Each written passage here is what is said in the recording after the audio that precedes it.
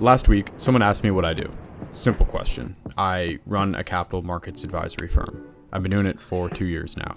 We've worked on over $600 million in deals, and that's really it. But I stood there for a second too long because the answer is true and it doesn't capture anything. I love to read classic literature.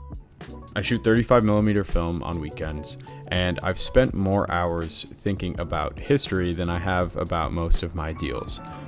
And none of that shows up in the business version of who I am, because I learned early that these things don't go together. At least that's what I was told. I keep meeting people like this. Founders who paint, investors who train jiu-jitsu. A guy I work with reads more philosophy than most grad students, but his bio on X says, helping B2B companies scale. That's it. Because anything else would be confusing and wouldn't be on brand. The internet built a version of entrepreneurship where you pick a lane, you optimize for that lane, and you sand off anything that doesn't fit. You niche down. You become legible.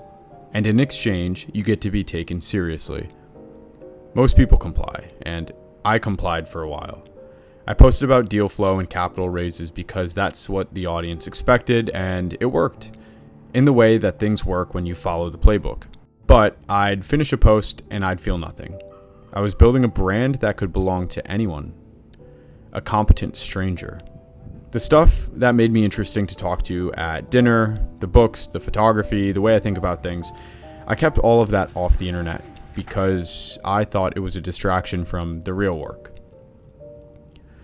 I don't have a framework for what I'm doing now.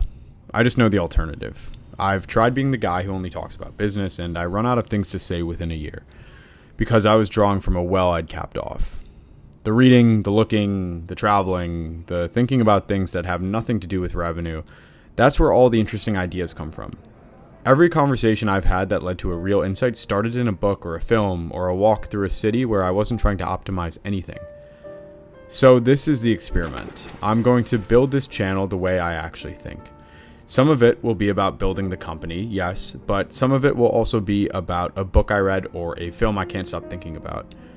Some of it will be me trying to figure out something in business that I haven't figured out yet. I don't know if that works on the internet because the algorithm wants a niche and I'm offering authenticity myself. There used to be a world for someone who refused to pick a lane, a Renaissance man. I don't know if that's what this is. I'm not Da Vinci. I'm just a 28-year-old trying to run a business and stay alive inside while I do it. But the most interesting people I've met are the ones who kept the whole thing, who didn't cut away the parts that made them strange, and I want to see what happens if I stop cutting.